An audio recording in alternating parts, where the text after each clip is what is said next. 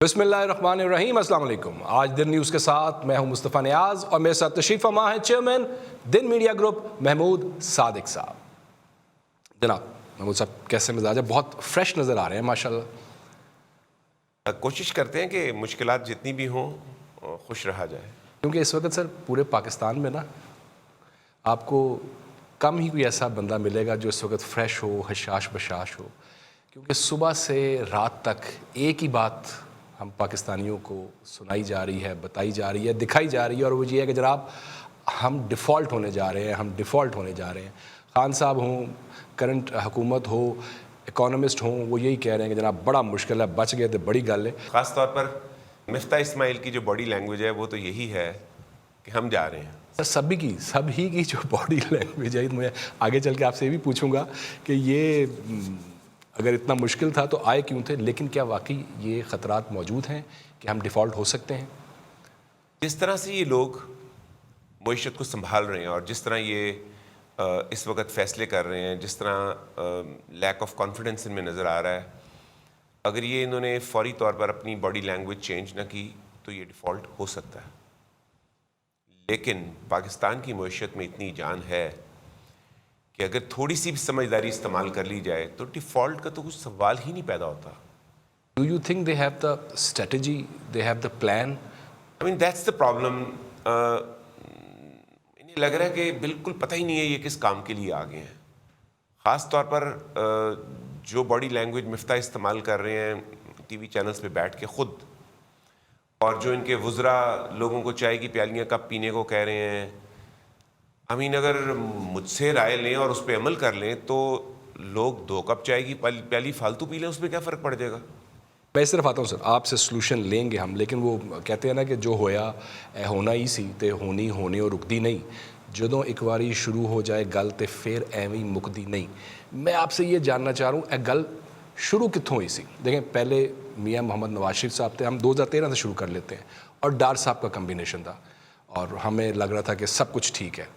फिर एक बहीमाना इंसाफ के ज़रिए उनको जो है जेल में भेज दिया गया।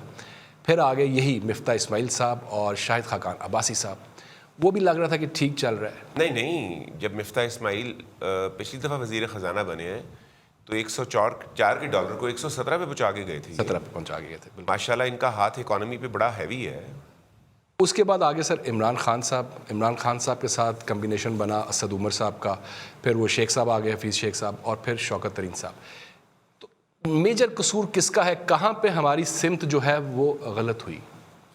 देखिए, हमारे पास जितने इकोनॉमिस्ट हैं ना, ये सारे अमेरिका और बरतानिया से पढ़े हुए हैं और ये IMF की ज़ुबान बोलते हैं। ये IMF के कामों से अच्छी तरह वाकिफ़ हैं। ये मिफ्ता भी यूनिवर्सिटी ऑफ पेंसिल्वेनिया से PhD की हुई है, वॉटन स्कूल ऑफ बिजनेस से। It's one of the most prestigious business schools in America.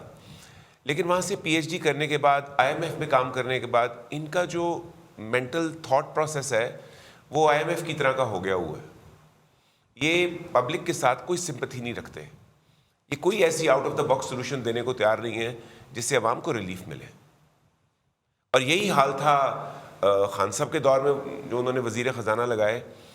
Asad Umar बहुत अच्छे आदमी हैं, nice GeM of a man, but at the same time उनका कोई इकॉनमी का तजर्बा नहीं था। उन्होंने जिस कंपनी में वो काम करते थे उस पर 100 अरब के कर्जे चढ़ा दिए थे, और फिर उस कंपनी ने हाथ जोड़ के उनको कहा था, भाई आप हमारी कंपनी छोड़ दें और हम आपको बड़ा बाइज्जत तरीके से फारिग कर देते हैं।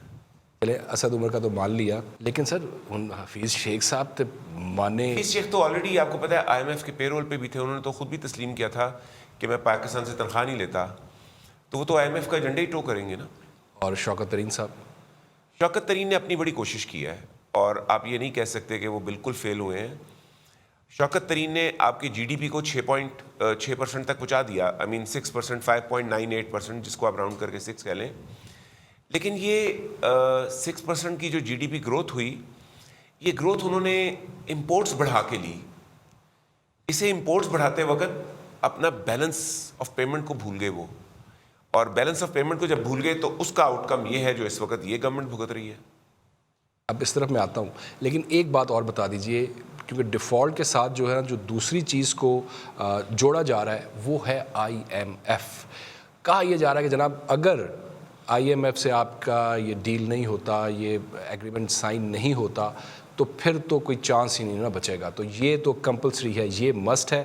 یہ ہو گیا تو پھر ہم آہستہ آہستہ جو ہے وہ بہتری کی جانب سفر طے کریں گے. آپ کی بات صحیح ہے کہ جس طرح یہ اس وقت لے کے چل رہے ہیں اکانومی کو, میں بار بار کہہ رہا ہوں جس طرح یہ لے کے چل رہے ہیں, تو انہیں اگر آئی ایم ایف نے قرضہ نہ دیا تو ان کے لیے بڑے مسائل پیدا ہو جائیں گے. لیکن اگر یہ سمجھداری سے کام لیں تو ہمیں آئی ایم ایف سے قرضوں کی ضرورت ہی نہیں ہے. جس طرح یہ لے کے چل رہے ہیں, they will not be able to survive without I M F. لیکن پاکستان کو آئی ایم ایف کی ضرورت نہیں ہے. You think there is a way out? There are millions of ways out. Pakistan دنیا کا 5واں بڑا آبادی کے لحاظ سے ملک ہے. یہ جو ہمارے وزیر خزانہ ہوتے ہیں نا, ان کو پوری اکانومی کے 1-2 پوائنٹس کا پتہ ہوتا ہے. کبھی کوئی انڈسٹریلسٹ وزیر خزانہ لگ جاتا ہے تو وہ انڈسٹری کے طور پہ سوچتا ہے, کبھی کوئی بینکر لگ جاتا ہے وہ بینکنگ کے طور پہ سوچتا ہے, اور کبھی کوئی فائنانس کا بندہ لگ جاتا ہے تو فائنانس کے طور پہ سوچتا ہے. آپ کو اکانومی کو ساری چیزیں مکس کر کے سوچنا پڑتا ہے. آپ کو اپنے ہیومن کیپٹل کو لائبلٹی بننے سے بچانا ہوتا ہے. اگر صرف ہم اپنے جو اس وقت ہیومنز ہیں ان کو لائبلٹی بننے سے بچا کے کیپٹل میں کنورٹ کر دیں تو پاکستان کی جو جی ڈی پی ہے وہ تو ٹریلینز آف ڈالرز میں جائے گی. منیمم جی ڈی پی جو ہماری بیٹھتی ہے, جو دنیا کی ورلڈ ایوریج کے حساب سے نکلتی ہے, دیکھیں دنیا کی ایوریج جی ڈی پی جو ہے نا وہ $18,000 ہے سالانہ پر بندہ. اس حساب سے اگر آپ چلیں, اس میں افریقہ کے غریب ملک بھی شامل ہیں, امریکہ جیسے امیر ملک بھی شامل ہیں, چائنا بھی شامل ہے, جاپان بھی شامل ہے, تو کیا ہم دنیا کے ایوریج پہ نہیں رہ سکتے؟ جس کے لیے تھوڑا سا اپنے آپ کو اس چیلنج کے لیے تیار کرنے کی ضرورت ہے. تو پاکستان کی اکانومی جا کے 4 ٹریلین میں بیٹھتی ہے. آپ کی طرف آ جاتے ہیں. اب آپ جو کہہ رہے ہیں کہ ان کو آئی ایم ایف کے پاس جانے کی ضرورت نہیں ہے اور بہت سے رستے ہیں, اگر آپ کو ہم دعوت دیں کہ جناب ہمیں وہ رستہ دکھائیے, تو پہلا سٹیپ آپ کا کیا ہوگا؟ کہاں سے آپ آغاز کریں گے؟ یہ آئے آتے ساتھ ہی آئی ایم ایف کے پاس جو ہے وہ چلے گئے, اور پھر وہ تب سے جو ہے آئی ایم ایف کے ارد گرد ہی ہم کھیل رہے ہیں. آپ کیا اسٹریٹجی اپناتے ہیں؟ دیکھیں, بہت ساری کمپنیاں پاکستان میں بھی کام کر رہی ہیں اور ساری بینکوں سے قرضے لے کے کر رہی ہیں. اور ایک دوسرا طریقہ ہوتا ہے بینکوں سے قرضے نہ لیں, آپ اپنے ریسورسز جنریٹ کر کے کام کر لیں. جب آپ اپنے ریسورسز جنریٹ کر کے کام کریں گے تو آپ کو بینکوں کے وہ پریشرز نہیں لینے پڑیں گے جو جب بینک سے قرضہ لیتے ہیں تو لینے پڑتے ہیں. آئی ایم ایف کو یاد رکھیں, یہ بنایا گیا تھا امریکہ کی سروائیول کے لیے. جب گریٹ ڈپریشن 1929 میں آیا اور اس نے امریکہ کی دھجیاں اڑا کے رکھ دیں, تو پھر یہ آئی ایم ایف کریٹ کیا گیا. 34 ملکوں نے مل کے کریٹ کیا. 34 تھوڑے ایک آدھ پلس مائنس ہو جائے گا تو اس کو اگنور کر دیجیے گا, بڑا پرانا نمبر پڑا ہوا ہے. ان کا ایجنڈا تھا کہ ہم نے آئندہ اکانومیز کو ڈیفالٹ ہونے سے بچانا ہے, ملکوں کو ڈیفالٹ ہونے سے بچانا ہے. اور اس میں سب سے زیادہ پیسہ جو ہے وہ امریکہ پمپ کرتا ہے, تو سب سے زیادہ بات امریکہ کی سنی جاتی ہے. اور ابھی تک تاریخ گواہ ہے انہوں نے جو فائدہ پہنچایا آئی ایم ایف نے وہ امریکہ اور یورپ کو پہنچایا. ارجنٹین کے کیس میں انہوں نے تھوڑا سا فائدہ پہنچایا, لیکن پہلے اس کا بیڑا غرق کر کے. اور وینزویلا کو تو انہوں نے ٹچ ہی نہیں کیا, اس کا ستیہ ناش ہونے دیا. انڈیا نے ان سے 1990 میں قرضہ لیا, لیکن پھر ان کے پروگرام سے انڈیا نکل گیا کہ یہ تو ہماری اکانومی کا بیڑا غرق کر دیں گے. اور فار ایسٹ کے اندر ملیشینز کو انہوں نے قرضہ دینے کی آفر کی, مہاتیر محمد نے قرضہ لینے سے انکار کر دیا کہ اس سے ہماری معیشت تباہ ہو جائے گی, اور ہم پاکستان میں ان کے $6 ارب کے لیے مرے پھر رہے ہیں. جو مثال دی نا کہ کمپنیز جو ہے وہ بزنس کرتی ہیں, کچھ جو ہے بینک سے لون لے لیتی ہیں, کچھ اپنے ریسورسز پیدا کر لیتی ہیں. لیکن وہ سب اس وقت جس سٹیج پہ پاکستان کھڑا ہے, ریسورسز امپروو کرنے میں یا نئے ریسورسز پیدا کرنے میں تو بہت وقت لگے گا, ٹائم ٹیکنگ ہوگا. تو ابھی تو فوری طور پہ یہی حل ہے, یا ابھی بھی آپ سمجھتے ہیں کہ نہیں ہم اپنے ریسورسز فوری طور پہ جنریٹ کر سکتے ہیں؟ دیکھیں, اگر گورنمنٹ میرے سے رائے لے گی تو اگلے 3 مہینے میں عوام کو پورا ریلیف دینا شروع کر سکتی ہے. اور میں آپ سے رائے لینا چاہ رہا ہوں, تو جناب ہمیں کیا کرنا چاہیے اس وقت؟ پہلا قدم ہمیں کیا اٹھانا چاہیے اپنے ریسورسز کو امپروو کرنے کے لیے, اگر ہم آئی ایم ایف کی طرف نہیں جاتے؟ دیکھیں, اگر میں ان کی جگہ پہ ہوں تو پہلا کام میں یہ کروں گا کہ ہماری اس وقت $72 ارب کی امپورٹس تھیں 2021 کی, اور 2022 کی جو امپورٹس ہوں گی, جو نمبر نکلے گا جو اگلے مہینے ہمیں ملے گا, وہ اس سے کوئی تقریباً 6-7 ارب ڈالر زیادہ ہوگا. ٹھیک ہے, بالکل ٹھیک. میں پہلا یہ کام کروں گا کہ میں اپنی پیمنٹس کا جو اسکیجول ہے اس کو بیلنس کروں گا, اور بیلنس کرنے کے لیے میں وہ تمام اشیاء کو کیئرفلی جا کے اسٹڈی کروں گا جن کی پاکستان میں ضرورت نہیں ہے, اور میں وہ 15 ارب ڈالر جو اس وقت ہمارا کرنٹ اکاؤنٹ ڈیفیسٹ ہے, میں اس 15 ارب ڈالر کی امپورٹس کو بین کروں گا. میں ٹیکس ریٹ نہیں بڑھاؤں گا. ٹیکس ریٹ بڑھانے سے آپ کی انفلیشن بڑھتی ہے. میں ٹیکس ریٹ نہیں بڑھاؤں گا, میں انہیں بین کروں گا کہ وہ چیزیں پاکستان میں نہیں آ سکتی, اور وہ والی 15 ارب کی چیزیں ہوں گی جن کے بغیر پاکستان چل سکتا ہے, اور جو چیزیں ہم پاکستان میں تھوڑے سے ایفرٹس کے ساتھ خود پروڈیوس کر سکتے ہیں. جب یہ میں 15 ارب کی بین کروں گا تو یہ آج کی کرنسی میں پاکستان کا سمجھ لیں کوئی 3200 ارب روپیہ بنے گا. تو 3200 ارب روپے کو جب میں پاکستان کی انڈسٹری میں سرکولیٹ کرواؤں گا تو پاکستان کی اپنی گروتھ سٹارٹ ہو جائے گی.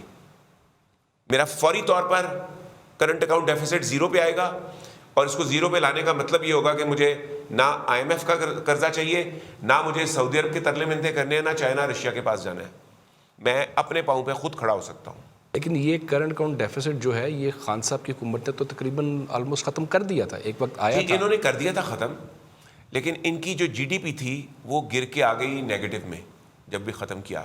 تو انہوں نے جب FBR کے, آپ کو پتا ہوگا شبر زیدی گئے, ایک اور گئے, کئی آئے FBR کے چیئرمینز جو گئے, تو یہ بیٹھ کے FBR کے چیئرمین کبھی اکانومی کا فیصلہ نہیں کیا کرتے.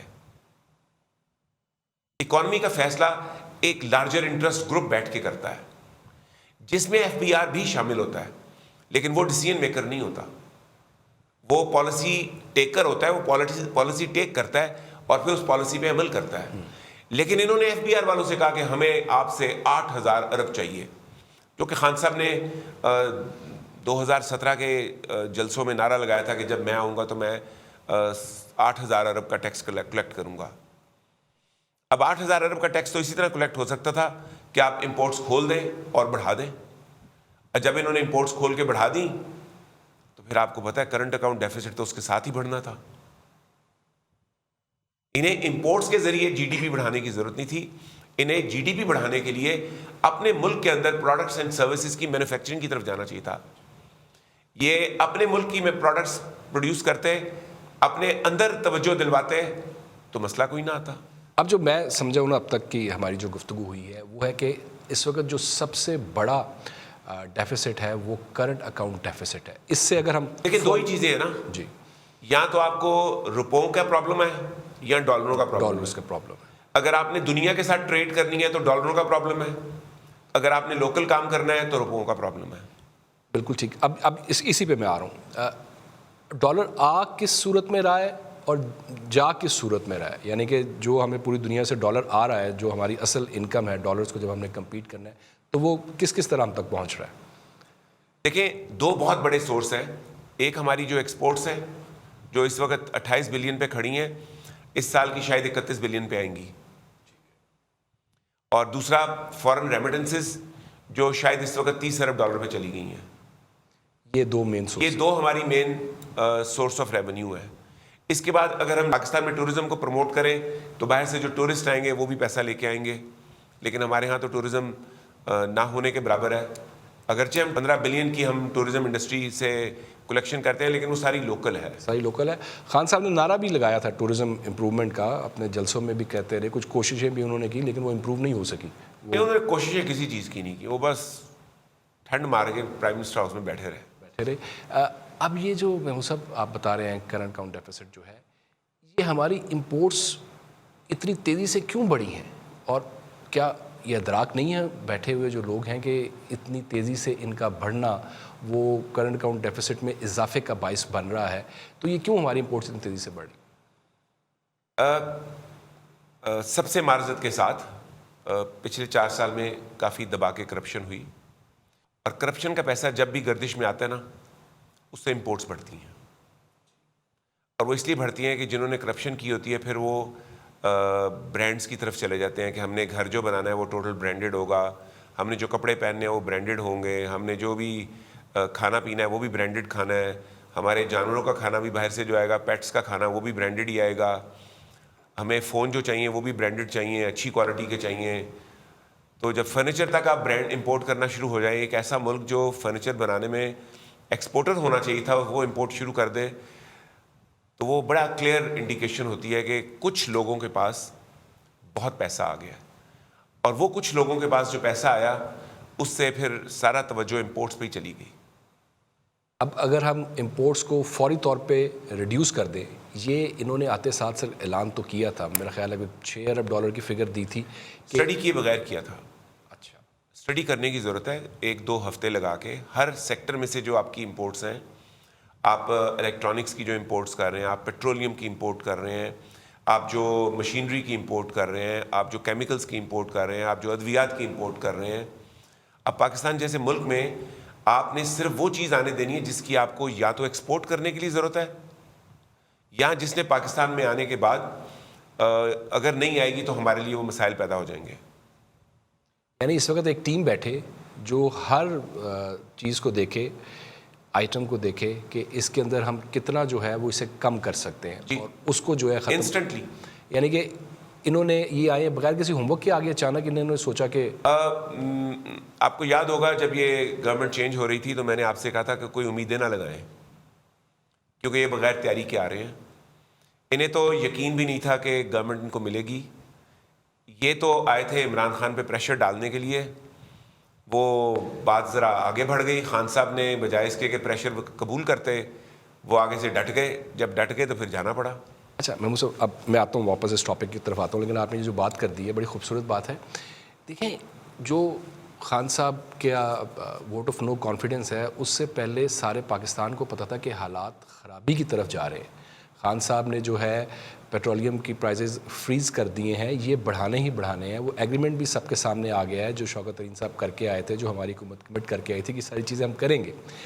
ان حالات میں انہیں کس نے مشورہ دیا تھا کہ نہیں جی اب آپ آ جاؤ، ناؤ اور نیور؟ نہیں، اگر تو ان کے پاس معیشت صحیح ہوتی اور یہ اپنے پرانے ایکسپرٹ بندے اسحاق ڈار کو ساتھ بلا لیتے، اس کی رائے شامل کر لیتے، تو شاید جو ہماری گرتی ہوئی معیشت تھی اس کو سنبھالا دیا جا سکتا تھا. پچھلے ٹینور میں معیشت جو تھی اس کو کوئی سہارا دینے کی کوشش نہیں کی گئی. لیکن یہ بغیر تیاری کے آگے، اور آنے کے بعد انہوں نے اسحاق ڈار کی واپسی کے راستے بھی بند کر دیے. وہ کیسے؟ انہوں نے کس طرح بند کر دیے سر؟ وہ تو عدالتوں نے جو ہے وہ کیے. چھوڑیں، یہ بھی ایک بات ہے. لیکن چلیں، میں اس طرف نہیں جاتا کیونکہ وہ پھر ہم پہ مسئلہ مسائل جو ہے وہ شروع ہو جاتے ہیں. ڈار صاحب وہاں بیٹھ کے بھی تو سر سب کچھ کر سکتے ہیں، ان کو کون روک سکتا ہے؟ وہ پورا میاں صاحب کے ساتھ. میرا ذاتی خیال ہے ان سے کوئی رائے نہیں لی جا رہی. کیوں؟ دیکھیں ایک، کیونکہ ہمیں تو یہی تھا کہ جیسے ہی نون لیگ کی حکومت آئے گی، اقتدار بڑی، آپ کو پتہ ہے اقتدار کے لیے بادشاہوں نے اپنے والدین کو گرفتار کر دیا، قتل کر دیا. جی گرفتاری تو بہت دور کی بات، بھائیوں نے کو بھائی قتل کر دیے. وہ کر دیے. تو اس کا مطلب ہے کہ شہباز شریف صاحب یا مفتاح اسماعیل صاحب جو ہے، میں کسی کا بھی نام نہیں لیتا، میں تو صرف کام کی بات کرتا ہوں کہ بھائی خدا کے لیے اس ملک کو اور اس ملک کے 23 کروڑ عوام کو غربت سے بچاؤ، لوگوں کی زندگی میں جو ظلم ہو رہا ہے اس سے بچاؤ. اور اس کے ساتھ ساتھ آپ لوگوں کی ہوپس ہی ختم کر رہے ہیں. بالکل ختم کر رہے ہیں. یہ جو ہو رہا ہے اس سے تو ہوپ کیا، پتہ نہیں کیا کیا چیز جو ہے وہ تباہ و برباد ہو رہی ہے. اب واپس آتے ہیں جس طرف ہم بات کر رہے تھے. ایک تو آپ نے پہلا سٹیپ یہ بتایا کہ جناب کرنٹ اکاؤنٹ ڈیفیسٹ کو جو ہے وہ زیرو کیا جائے. اسے ایکسپورٹس تو بڑھانی پڑیں گی نا پھر آپ کو. یہ تو نہیں ہو سکتا خالی ایکسپورٹس بڑھانے سے دنیا میں کچھ نہیں ہوتا. اچھا، بھارت کی ایکسپورٹس جو ہے 418 ارب ڈالر ہیں، آپ کی 28 ہیں، ان کی 418 ارب ڈالر ہیں. ان کو بھی 23 ارب ڈالر کے کرنٹ اکاؤنٹ ڈیفیسٹ کا سامنا ہے. اچھا، سٹل اتنی ایکسپورٹس کے باوجود. ہاں جی، یعنی امپورٹ وہ زیادہ لیکن ان کے پاس یہ ہے کہ فارن ریزرو بھی 600 ارب ڈالر کے پڑے ہوئے ہیں، اور ان پہ انٹرنیشنل لائبلٹی 614 ارب ڈالر کی ہے. تو ان کے اوپر جو نیٹ قرضوں کا فگر ہے وہ کوئی اتنا پریشر نہیں ہے. ہمارے تو 9 ارب. آپ ٹرکی کو دیکھ لیں. اچھا، ٹرکی کا جب امریکہ سے تھوڑا سا حالات بگڑے تو ٹرکی کا اس وقت لیرا جو ہے، جو 26 روپے کا تھا جب پاکستانی روپیہ 100 روپے کا تھا، وہ ٹرکش لیرا اس وقت 11 روپے پہ آیا ہوا ہے. اور ان کی انفلیشن اس وقت 79% پہ جا رہی ہے. آپ کو پتا ان کی ایکسپورٹس کتنی ہیں؟ $179 بلین کی ایکسپورٹس. 100 تقریباً راؤنڈ کر کے میں بتاتا ہوں 180 ارب کی. تو آپ اپنے 28 ارب, کیونکہ جس پیریڈ میں ان کی 179 کی تھی, ہمارا 28 تھا, تو 180 اور 28 کے درمیان کتنا فرق ہے. پھر بھی ان کی کرنسی کھڑی نہیں ہو پا رہی کیونکہ ان کی امپورٹس 207 ارب کی ہیں. تو آپ کو اپنی امپورٹس بیلنس کرنی ہوتی ہیں, آپ کو اپنے ٹریڈ کو بیلنس کرنا ہوتا ہے. ہم کیوں نہیں کر پا رہے سر؟ دیکھیں نا, ایک چیز جو ہے وہ جب آپ کو پتہ ہے, یہ اکانومسٹ کو کہیں نہ کہیں ان کے ذہنوں میں ہوگا. ایک آپ نے بتا دیا کہ وہ اتنی کرپشن ہے کہ وہ انہوں نے پھر اس کے لیے جو ہے امپورٹس کو جو ہے وہ بڑھانا ہی بڑھانا ہے تاکہ نہیں, خالی کرپشن ہی نہیں, کرپشن نے ڈیمانڈ کریٹ کی. ٹھیک ہے, بڑھایا انہوں نے ہے کہ آنے دو بھائی سب کچھ, ہمیں ٹیکس کلیکٹ ہوگا اور اس کے ذریعے ہم زیادہ ٹیکس کلیکٹ کریں گے, کیونکہ گورنمنٹ آف پاکستان کا میجر کلیکشن جو ہے نا, وہ FBR جو میجر پیسے کلیکٹ کرتی ہے جو آرام سے ہو جاتے ہیں, وہ امپورٹ پہ ہوتے ہیں. اب جو ہے ان کے پاس نہ کوئی اسٹریٹجی نظر آ رہی ہے, نہ دیکھیں نا خطرناک چیز جس کے لیے میں کہہ رہا ہوں ہو سکتا ہے ڈیفالٹ ہو جائے, وہ اسٹریٹجی ہے. They lack strategy, they lack planning. وہ مفتاح اسماعیل کی تو سوچ بھی IMF کی طرح کی ہے, کیونکہ وہ IMF میں کام بھی کر کے آئے ہوئے نا. مجھے تو کئی دفعہ لگتا ہے کہ IMF کے لوگ مفتاح کو نا مس گائیڈ کر کے اس سے غلط فیصلے کروائی جا رہے ہیں. اب PTI جو ہے نا سر, وہ اس وقت جو ہے نا وہ شیر بن گئی ہے. وہ کہہ رہی ہے کہ جناب اچھا بھلا ہم ہنستا کھیلتا ملک چھوڑ کر گئے تھے, پیٹرول کے پرائسز دیکھ لیں, بجلی کے پرائسز دیکھ لیں, ڈالر دیکھ لیں. وہ کہہ رہے ہیں کہ ہم 185 پہ چھوڑ کے گئے تھے, اب 208 کے اوپر جو ہے وہ چھلانگے لگا رہا ہے, اور وہ اور گرے گا روپیہ اور گرے گا. تو وہ کہہ رہے ہیں کہ یہ سارا قصور جو ہے وہ نیوٹرلز کا ہے, اور اگر ہم ہوتے تو یہ سچویشن آنی نہیں تھی. تو جتنا ہم نے کرٹیسائز کیا ان کو, کیا وہ درست تھا؟ کیا وہ صحیح ٹریک پہ تھے؟ اور اگر ابھی ہوتے تو پھر کیا صورتحال ہوتی؟ دیکھیں نیوٹرلز, یہ جب بولتے ہیں ورڈ تو یہ فوج کو بولتے ہیں, تو فوج کا اس میں کوئی قصور نہیں ہے. 2017 میں نواز شریف کو نکلوانے میں فوج کا قصور تھا. اس وقت ایک ماحول ایسا بن گیا ہوا تھا کہ نواز شریف صاحب نے ایک بہت بڑا جرم کیا تھا, اس کی سزا انہیں ملنی تھی. وہ جرم کیا تھا سر؟ وہ جرم تھا کہ وہ سی پیک کے پیچھے چلے گئے, اور اگر سی پیک پورا بن جاتا تو پھر چائنا کو ایک اس ریجن میں بڑی اسٹرانگ ہیجمنی ملتی. یہ امریکہ برداشت نہیں کر سکتا تھا. ہمارا کرنٹ اکاؤنٹ ڈیفیسٹ بھی ختم ہو جاتا. اگر کرنٹ اکاؤنٹ ڈیفیسٹ کی تو بات ہی نہ ہو رہی ہوتی, وہ تو اس زمانے میں بھی نہیں ہوتی تھی, آپ کو یاد ہوگا. جی بالکل, سوچا بھی نہیں. کرنٹ اکاؤنٹ ڈیفیسٹ کی تو باتیں اس کے بعد شروع ہوئی ہیں. لیکن یہ جرم جو تھا نواز شریف کا, اس پہ ماحول ایسا بنا کہ انہیں نکالنا پڑا گیا. لیکن اس کے بعد جو یہ سچویشن بنی, تو پچھلے 4 سال میں معیشت مسلسل گر رہی تھی, مسلسل. اور آپ نے شیخ رشید صاحب کا انٹرویو دیکھا ہی ہوگا جس میں وہ کہہ رہے ہیں کہ ہمارے پلے ہی کچھ نہیں تھا, ہم عوام میں جاتے کس طرح, یہ تو انہوں نے آ کے ہم پہ احسان کیا ہے. شوکت ترین صاحب نے کبھی یہ آیا ہے سٹارٹ میں, انہوں نے کہا کہ ہم جب آئے تو ہمارے پاس پلان ہی کوئی نہیں تھا, دیر سے ہمیں سمجھ آئی. بس ان کا بھی یہی ہوا ہے, جب یہ آئے ہیں تو ان کے پاس پلان ہی کوئی نہیں ہے. وہ آپ نیوٹرلز کی بات کر رہے تھے کہ نواز شریف کے ساتھ تو ان کا ایک رول تھا, سی پیک واز دا کاز جس کی وجہ سے ان کو بھیجا گیا. خان صاحب جب گئے ہیں تو اس کے اندر کسی کا کوئی رول نہیں تھا. خان صاحب دیکھیں, خان صاحب جب گئے نا تو خان صاحب کو بہت مرتبہ سمجھایا گیا کہ آپ اپوزیشن کی طرف توجہ آپ چھوڑ دیں, بہت ہو گیا, معاف کر دو, جان دو, اب اپوزیشن کے ساتھ لڑائی مار کٹائی ختم کر دیں, اب آپ ملک میں اکنامک ایمرجنسی لگائیں, کوئی اکانومی کے اوپر چارٹر آف اکنامکس کر لیں. لیکن خان صاحب کا ایک ہی ایجنڈا تھا کہ میں نے شہباز شریف کو جیل بھیجنا ہے. اچھا, تو ہم نے کچھ ذرائع سے ان کو میسج دینے کی کوشش کی کہ اگر آپ نے شہباز شریف کو جیل بھیجا, اور آپ کو یاد ہے لاسٹ پروگرامز میں ہم نے کہا تھا جو ہم نے 2 سال پہلے کیے تھے کہ اگر انہوں نے شہباز شریف کو دوبارہ گرفتار نہ کیا تو نواز شریف ان کو 5 سال پورے کرنے دے گا. یاد ہوگا. جی بالکل, یہ بات تو ہوئی کہ آپ اب انتقام کی سیاست نہ کریں. نارمل بھی جب ہم سے لوگ پوچھتے تھے کہ گورنمنٹ کا کیا بنے گا, تو میرا یہی سٹینڈ تھا کہ اگر انہوں نے نواز شریف شہباز کو جیل میں نہ بھیجا تو ان کے ٹرم پورا ہوگا. اگر آپ اجازت دیں تو آف دا ریکارڈ ہی آپ نے بتایا تھا کہ ہم آپ سے پوچھتے تھے کہ میاں نواز شریف صاحب کب واپس آئیں گے, تو آپ نے کہا تھا کہ وہ آخری سال واپس آئیں گے, انتخابات جس سال ہوں گے جب انتخابات اناؤنس ہو جائیں گے پھر جو ہے وہ واپس آئیں گے. لیکن پھر بیچ میں ایک دم ایسا سنیریو بنا کہ ان کا پتہ چلا کہ وہ بھی آ رہے ہیں, ڈار صاحب بھی آ رہے ہیں ادھر. میں نے ان کے آنے کی کبھی نہیں آپ کو بات نہیں آپ نے نہیں کی, لیکن میں نے تو بار بار کہا تھا کہ یہ جتنے بھی اینکر بیٹھ کے باتیں کر رہے ہیں یہ ہوائیاں چھوڑ رہے ہیں, شرلیاں چھوڑ رہے ہیں.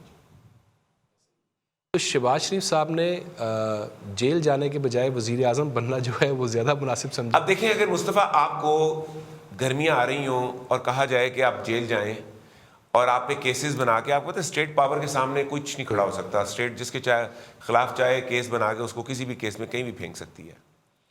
اب آپ کو پتا ہو کہ مجھے اگلی ساری گرمیاں جیل میں ہی گزارنی ہوں گی, اور پھر on top of it Khan صاحب بندوبست کر رہے ہیں کہ اگلے بھی 5 سال انہوں نے اپنی گیم ڈال کے لے لینے ہیں.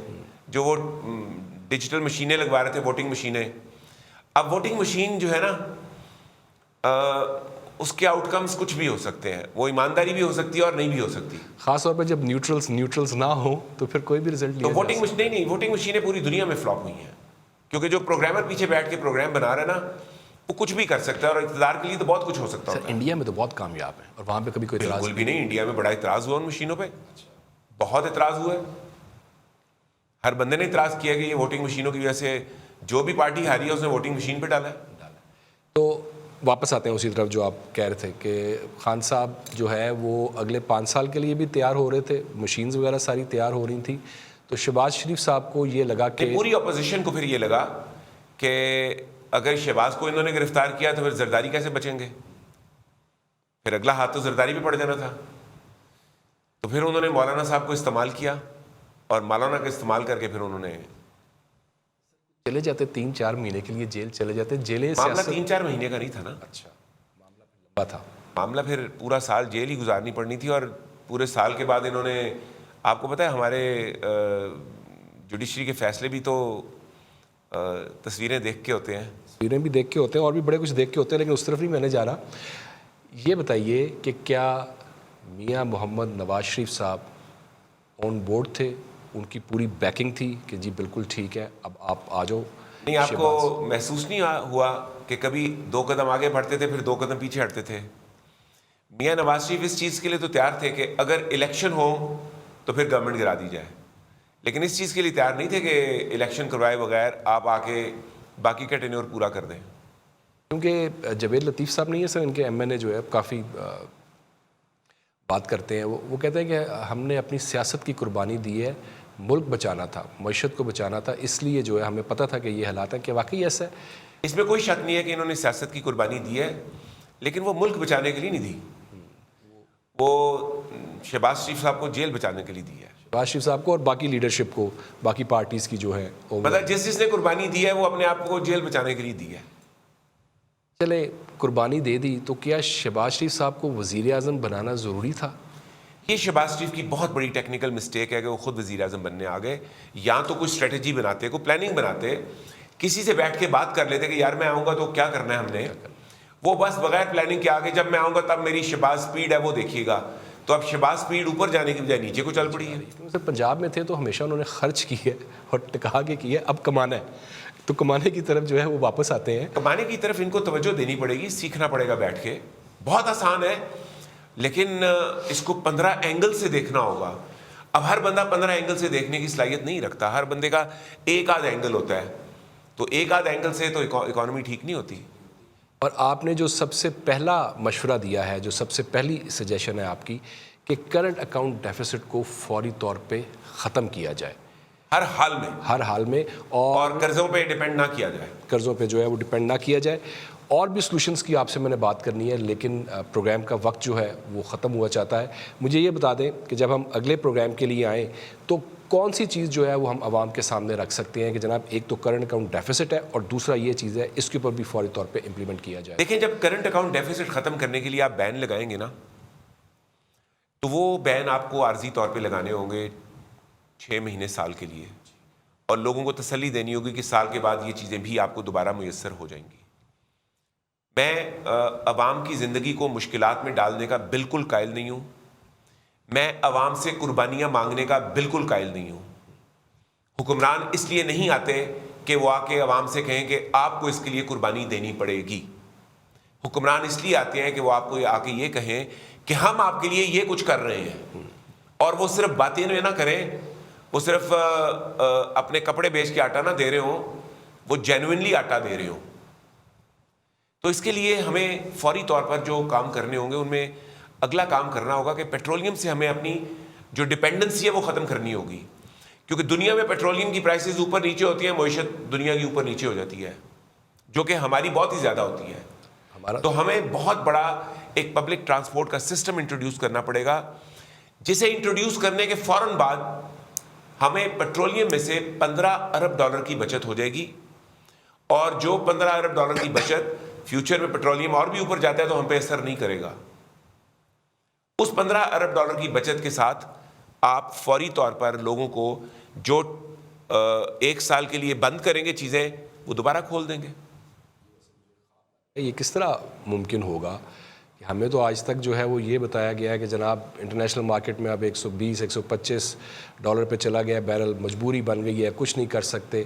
تو یعنی کہ پیٹرولیم مصنوعات پہ دیکھیں, جو اس وقت یہ کر رہے ہیں, یہ مہینہ جو ہے نا, جون کا مہینہ, انہوں نے $210 پہ بند کرنا ہے, $210 کا ڈالر بند کرنا ہے, اور یہ سال جو ہے دسمبر تک انہوں نے $240 پہ جا کے بند کرنا ہے. خدا کا واسطہ جانتے ہو جیسی پالیسیاں لے کے چل رہے ہیں اس کا تو یہ آؤٹ کم ہے.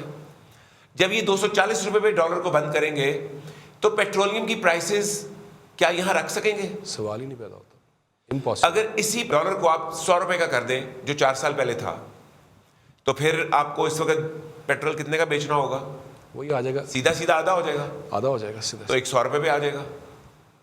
لیکن مجھ سے اور جب یہ 250 پہ جائے گا تو اندازہ کریں نا کہاں چلے. میں یہی کہنے لگا, یہ تو یہ ہمیں بتا رہے تھے کہ جیسے ہی IMF کے ساتھ ڈیل فائنل ہوگی تو ڈالر جو ہے وہ پھر واپسی کا سفر شروع ہوگا.